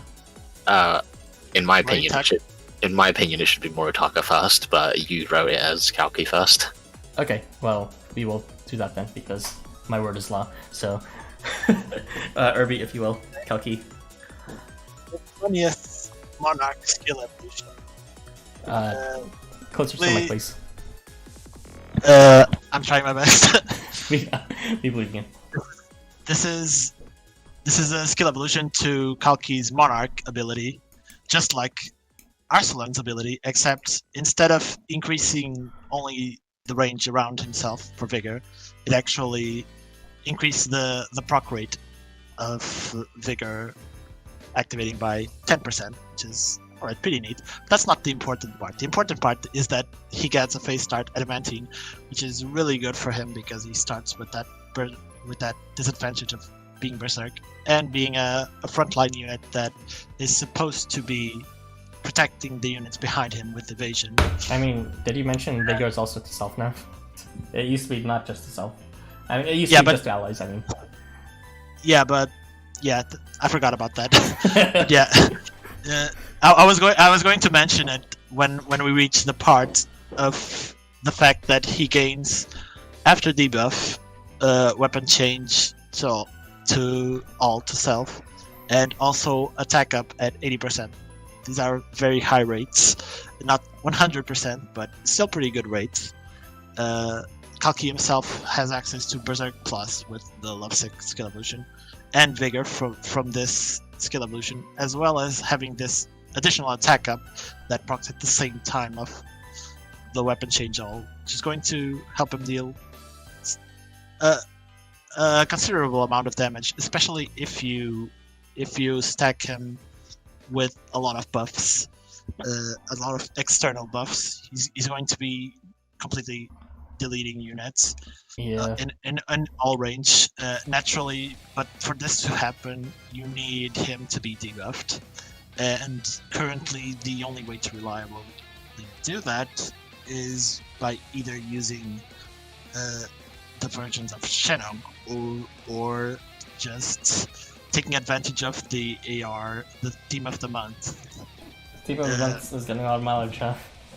Yeah. Theme of the month is theme of the month. The Theme of the Month it truly is the Theme of the Month. Basically, this applies a debuff when he appears on himself, so that's going to immediately trigger on the first turn his after debuff and immediately give him the weapon change all. It's only going to happen once, but it's going to help with the first turn. If you're using him with Shenong, however, and don't want to use this AR or don't have it, and somehow have the City of Drifters AR, this is amazing because not only will he be giving evasion to the unit behind him, he's also going to have a chance for each enemy he hits on all range to get evasion for himself, which is pretty good. I used this AR on the regular Oniwaka by stealing weapon change all from Echo, and that was just absurd because Oniwaka had practically permanent evasion with this AR.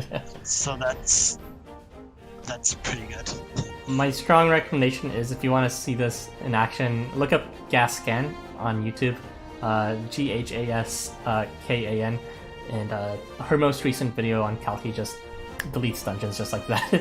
Very impressive showing of how strong he can be. Can be a pretty strong unit. The downside he has is his TS. Because closer to the mic, please. The downside he has is his CS because it's slash range. So you're kind of losing a bit of mileage there. That's why Gas can use a mobster to get that combo off in case the CS had to go off. Yeah, so that she could still do a second attack that's all range right after. Yeah. And that is it. I think it's a pretty busted skill evolution. I think it's pretty funny that this skill evolution is a lot better than the next one, in my opinion, but sure. So I said we should have done it the other way around. It's fine. Everyone's here for just their favorite units, and everyone likes Moritaka. Very few units, few people like Kalki. Although the people that do are pretty surprisingly passionate, like Irby and Gaskan. He's alright, I guess. But yeah, Moritaka is the face boy, so we should end it off strong like that. But we're not talking about Moritaka right now, we're talking about Kalki. Kalki, yeah, I agree, this is kind of a busted idea. I believe he does all range weapon change best, compared to Echo and Alp, which is like, I mean, of course their kit functions around doing middling rates of debuffs, especially Alp, on all across the board. But it's like their activation conditions are kind of out there. Like with Alp, it's like he doesn't even get 100 CP on base start on appearance. I mean, he only gets it like a 80, so he has to wait 2 turns in most situations to actually get it off his all range, and then he's missing it like one of those turns just to actually activate it right after. And for like Echo, she actually has to get hit, so again you're going to be missing a turn of all range from that, and you can't do turn 1 with Echo whatsoever in that case. Whereas at least with Alp, if you manage to do a CP setup with combo, maybe you could. But with Kalki, your chance of actually, your ability to do an all range regular attack on turn 1 has never been as accessible as now. It's fantastic, and because of his natural damage buffs, you don't have to work too hard to actually get him doing lethal damage across the board too. Yeah, he's the most accessible, and something funny is that actually Kalki's attack stat is actually just as low as Echo and Alp. Echo is actually very slightly higher than his attack stat, but the main advantage Kalki has is that he natively comes with 2 attack buffs, Berserk Plus and 3. Yeah, you probably don't want to move him if you're using something like Liam to give those buffs. But yes, I was if you aren't using Liam, then yeah, he does have a bit for that case. You can also use other buffers. Other buffers don't exist. I mean, she's only bestowing him limits and ardor. You can get those easily. Yeah. But yeah, his main advantage is that he can over Alp and Echo is that he actually does damage because he has his own buffs, and it's by far easier to get his weapon change all. So he's actually built to attack with it, unlike the other 2 are built for debuffing. Yeah, I would say this is one of the more impressive Evos we had in a long while. I'm glad I haven't seen it. I might use them for some means one day. I'd be surprised if you didn't. Well, gas can be good, so that'd be like the main incentive for me not to. Good thing I already had Kalki fully leveled for this. I am ready. Same. I knew this would happen someday. Imagine not having Kalki 4. Truly, truly shameful. Anyway, I think we are done with talking about this, so Irby, you can read out the comments. Where we left off was... Actually, I don't remember. Good luck. I can't see 5-star Lave because he's what unit? Okay, this is probably still about the other AR. Insert video of the Chinese guy doing dungeon run with Kalki. Chinese guy. Yeah, I've not seen that yet, actually. I've only seen Gaskin's video, but yeah, she was pretty fast on that. That was like an hour or 2 after the skill evolution was on. The nuker of the month. I feel like that's the hostable experience now. I can't wait for the next new unit that can nuke the board. Wow. This is the first all-range skill evolution, yes. I guess it is, yes. I don't like Kalki, so how dare you? Well, that's valid. It's fine. It's like... It's fine, it's pretty bland. He appears in like Jail and not Jail, Valentine Panic, and he's weird. He was like, "Oh, I'm immune to Shinya's like love spell, but I'm still thirsty for him." I was like, "Okay, sure." He says he would destroy everything if not. Yeah, it's very confusing with his characters. I mean, now he can destroy everything. Truly. Finally, only took him like several years. But yeah, very happy they are still doing evos like this. Just read out the last comment and then we'll move on to the next one. I don't know how to use Kalki. Just rewind what we just said right now. Then get a virtual summon memory Shenong and put them next to each other, and then get Lianan 4 and put her behind Kalki. There you go. You've now wiped out the entire board. Wow. Why wipe out the board with Kalki when you can attempt to and fail with Moritaka? Alright. Zombies, if you will. Rest in peace, Moritaka. At least you're no longer the worst 5-star unit in the game. He's still pretty bad. Right. So, Moritaka got a skill evolution to Spiritual Dog Warrior, because everyone needs that except Tadatomo. I don't even know if his Valentine's version actually got a skill evolution for that in the end. Great. I look forward to that. Anyway, so they slightly increased the rate of blessing, but for some reason they still didn't make it 100%. It's like, but blessing is so rare, Zalkus. They're acting like blessing is this broken buff. It's a minor heal. I don't know why it's also in the blessing's defense. It used to be kind of a crap heal, but with the advent of a lot more defense buffs, it's actually like pretty good now. Just if you decide to do a tank setup. It's not 50% good when the trigger rate is being hit. At least he doesn't need to move like Soul does to trigger his blessing at 50% on cross radius. Anyway, so the blessing proc rate is kind of weird. I don't know why it's so low. I mean, all the other Hakenshi also suffered from that. It's 80%, so that's pretty good. Yeah. And if you see them, 90%. Yeah, woo. So he gains a unique debuff, invisible debuff, called non-debuff strengthening. While he does not have a debuff, he gains 30% to all of his proc rates. This is, 30% proc rate is good, don't get me wrong, but the problem is that his proc rates were already so bad that this doesn't actually fully patch them up. You can't see it here, but he had Lovesick Plus, which goes up to 80%, and he had Loyal Samurai, I believe, which is attack to and CP to allies left and right and self when after attacking. And that capped out at 44%. That hasn't gotten a skill evo, so that is still 44%. Even with non-debuff strengthening, it only becomes 74%, which is that's not what I'd call reliable. And blessing goes to 80%. Wow. This is supposed to patch up his terrible proc rates, but it doesn't. It leaves the job half done. So I don't know how I feel about it.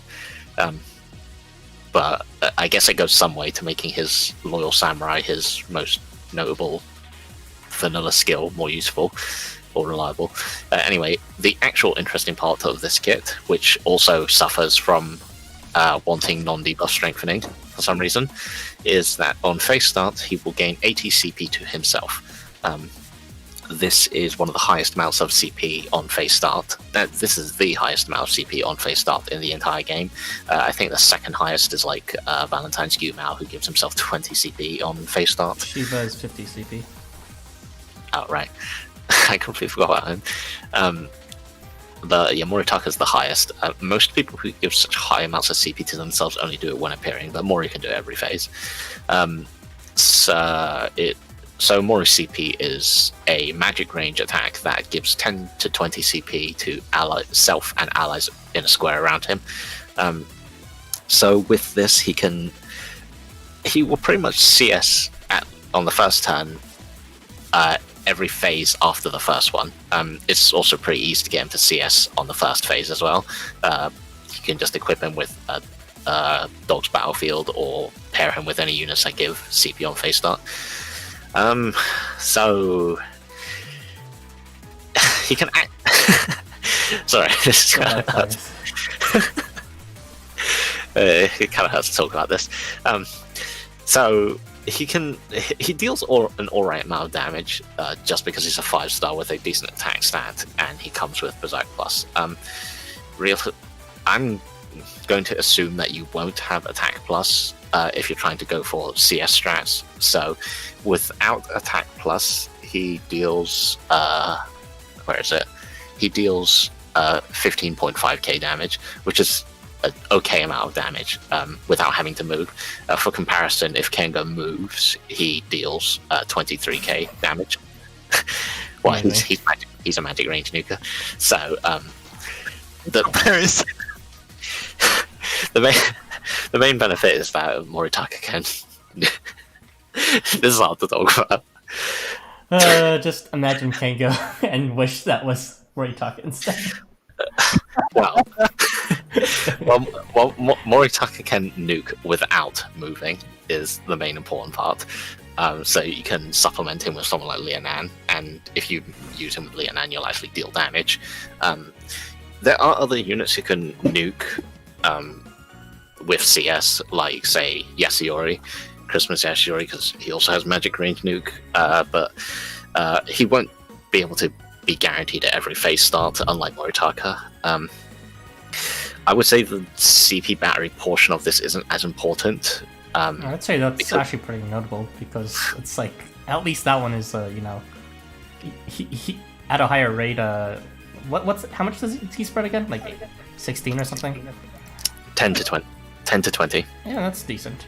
And like he has a regular ability on attack that gives CP to allies adjacent, as well as on his charge as well. Left and right. So yeah, I feel like in that sense, he's also a more reliable CP battery now. Which, the CP is still left and right. I feel like that's should be one of the more redeeming things, considering his own like damage on charge isn't super amazing. So yeah, he is a very specific setup kind of unit if you want a CP battery that gives the units left and right and not at a guaranteed rate. Just SA 100 here. If you had, Exactly. if you were a madman who had SA 100 Valentine's Mori, then he would be an absurd CP battery. He would, if you hit 5 units, he would be able to CS non-stop, which would actually That's be only funny. if you could actually hit 5 units, which Yes, but is that never would be gonna happen. that would be a funny meme. But call me and tell me how that works out. It's but, not like we already have strategies that can do phase start charges every single time in one Yeah, turn we already per have. phase. Yeah, this would be for every unit. Yes. So, yeah, it's hard to talk about this, but he's an okay nuker for the first turn of each phase, except maybe phase 1. It's easy to stack buffs on him since he only has Berserk Plus natively, and he doesn't have the move to nuke, unlike say Kengo. Takamaru doesn't do as much damage either. But they're more consistent because they can do more than just CS. He has a decent CP battery. It depends on how many units he can hit, but his CS will let him generate 10 per unit he hits, so up to 50 to self and allies all around. Due to the CP on hit, he'll pretty much always have his CS readies for the next phases.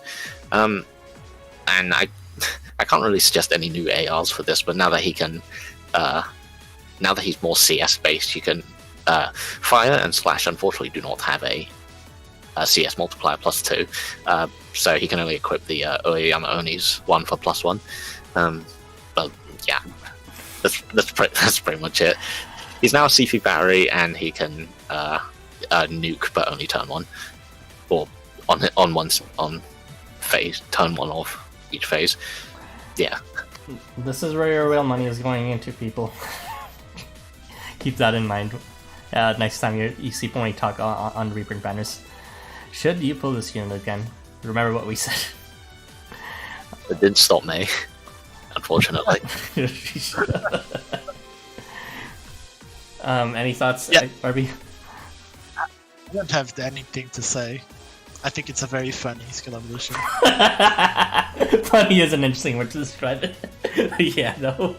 Anyways, let's just remember Kalki's Evo instead. I think that's what we can do too. Told you we should have done it the other way around. It's fine. Everyone likes Moritaka more. We should have done it. But this way we Please. get more people watching the stream. Well, then Think about that. Yeah. Plus, it was just order appropriate to have Irby, since Irby, Kalki, you, Moritaka, Zalgus, and we are going by me, Irby, and Zalgus last time. Anyway, dragging on. Just read up the remaining comments and then I will close out the stream. I'm no longer a simp. I have power. Kalki. Okay, that's soon, yes. I only use units that don't work well and have zero support capabilities and somehow survive. Yes, that seems to be the running trend with Housamo. Inuzuka-san, the worst 5-star is Eta. Now he hasn't been that for a long time because of his Yeah, his Evo was actually pretty good, and I need actually defense managed to use his Evo finally after saying it was good, but not actually using it.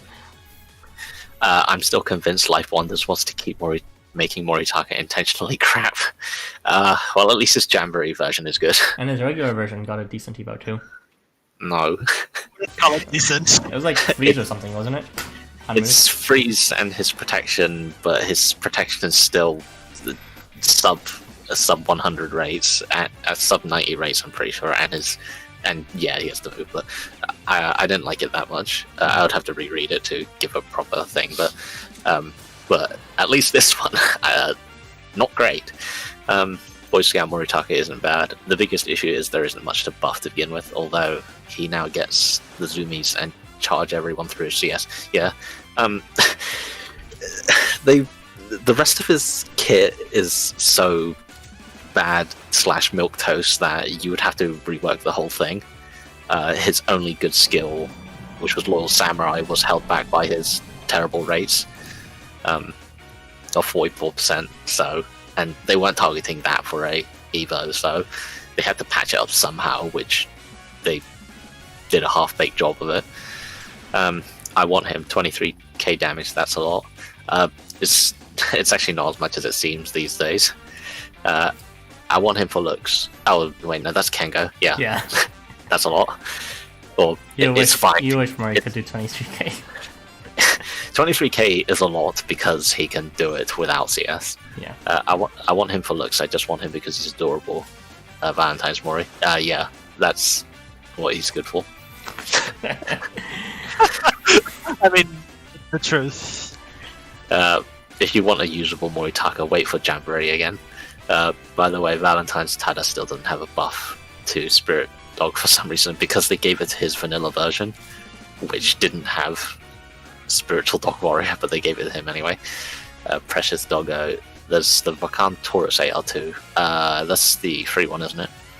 That gives CS multiplier. Yeah, you could use that too. Unfortunately, it's still only a +1, but Mori needs to be crap. So when he becomes a badass in story, they buff him properly. The Kengo effect. I hope so, because he is relevant in story, and they're probably going to do something like that. I can't believe they gave him a subpass skivo, so Life Wonders can release a third limited Moritaka that people will pull. Though I suppose folks would anyway. Who would do that? Not me. Sure. Anyway, Irby, any thoughts before I close off? Not really. I don't have a lot of opinions on the Moritaka skill evolution. I did have them when I first saw it, but after reading it before this stream, I was like, sure it exists. Yeah, just let those thoughts evaporate with the wind.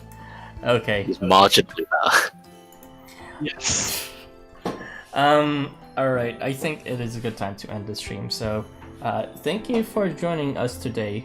There was a lot of content to cover, but we made good-ish time. 2 hours is, it's pretty long to be honest, but we had a lot of content, so it's fair. I'd say that's about on time for how many things we did. So... Six ARs, 4 units, and 2 skill evolutions. It's a lot. Okay, before we close off, any overall thoughts for these banners and the event in general? The units in the banner are all pretty good, with the exception of MacRoich. Yeah, especially Kyuma, huh? No. I mean, at least it wasn't an SA-46 MacRoich. That would be literally the worst. Yeah. With debuffs harder. Yeah. My thoughts are, I kind of wish this event had missions, but for some reason they decided not to do it again, which is dumb, but whatever. I still have plenty of seeds that I still can't use yet, so fair. I kind of wish this event didn't last 30 goddamn days. It's Valentine's, what do you expect? If an event has to be super long, it should be Valentine's. But they could have at least released the missions to go with them, so it wasn't so boring. Especially the challenge quest. Jesus Christ, what was wrong with that challenge quest? That was the worst we've seen in like over 2 years. It's the worst I've seen ever. I have never seen a challenge quest so bad. I think it's interesting in theory to force us to alt weapon change, but they just die too easily, even with that supposed slash resistance. So it's like you can't do anything with it. Try to make an interesting setup, boom, they die before you could do anything with it. I soloed it with a support tag and one mob, and that was like people, and people were like, yeah, just do it in one turn now. Then and I was just like, pick Lianan, put Lianan behind Dagon and he one-shotted all of them at once. And I was like, okay, I want to win this. I did it. Yeah, Life Wonder is honestly no excuse for having a challenge quest that's disgraceful. Gotta pick it up. I don't know what that was, but we'll pretend we didn't see that. We'll give you another chance next time. Would have been a lot more interesting if it had really good restrictions on what to use there. And if they had more health, and if it was just like, you know, what's it called? Actually gave them CS change to slash. Jeez. Oh, yeah, that would have been good too. Yeah, I think the point is for you to try to charge fast. But I mean, it doesn't matter. What do you think I did before I even realized what the quest was? I went and was turn 1 Kotaro set up, and then they all died. I was like, huh, okay. So fucking pointless, Jesus Christ. Anyways, I will read up the comments and then I'll close it off. Mori needs to be, no. I can't believe they gave him a subpar skill evolution. Now Life Wonder's gonna release a subject. Okay, yeah. I wonder what we'll be getting next Stream Kingdom rerun. Oh yeah, that exists. Hopefully they all get Evos, because Jesus Christ. We're getting new semester and boatload of salt. Oh yeah, for sure. New semester, I'm excited for that. That's the only reason I'm not well, there's multiple reasons why I'm not still pulling on this banner, but yeah. Let it be known that anyone who's still watching right now, Savior Stones, new semester, has always given out at least pretty good units, and it has ranged to like busted units. Lianan came from new semester. Keep that in mind. I mean, remember that regular Tetsuya also came from new semester. Wait, as well. Am I mistaking it? Wait, what did Lianan come from new semester or something else? I said, but I'm talking about the 2019 ones. Oh, Tetsuya came after. Okay, well at least Tsukiyomi was pretty good and Corporica was pretty good too, but like fucking Tetsuya's forgettable. Who cares? Yeah. Also, there was also Oz there and Algernon. For every Lianan, there has to be a Nausea. Okay. But yeah, it's always interesting. Okay. Yeah, I'll just read the rest. I didn't even notice the weapon change / and still went. Yeah, it's not a good Eva at all. They needed to give him more health, and they need to change weapon, the charge weapon change. Some characters just mean to the entire giving too. Yeah, like fucking. There's a number of them, like Tezcatli Poca or Aegir, Christmas range. Yeah, not a fan of accidentally entering a challenge quest with my farm team and not having no problem. Yeah, I had a hard time losing to it by picking a crappy team intentionally. You know, as long as you're not intentionally trying to lose, no matter what team you bring, you're probably gonna win. It's really not good at all. Anyway, that concludes this discussion as well as our thoughts for this event. Thank you for joining us. Again, you can find Irby's channel in the description. Good, fantastic thumbnails and some videos too. And you can also find Zalkus's brand new channel also in the description. Please subscribe to that again, because he just started and he actually does want the attention. He's just very tsundere about it. Alright, thanks for joining us, Scott. Alright, on 3 everyone. We ready? 1, 2, 3. Bye! God, we sound so miserable when we say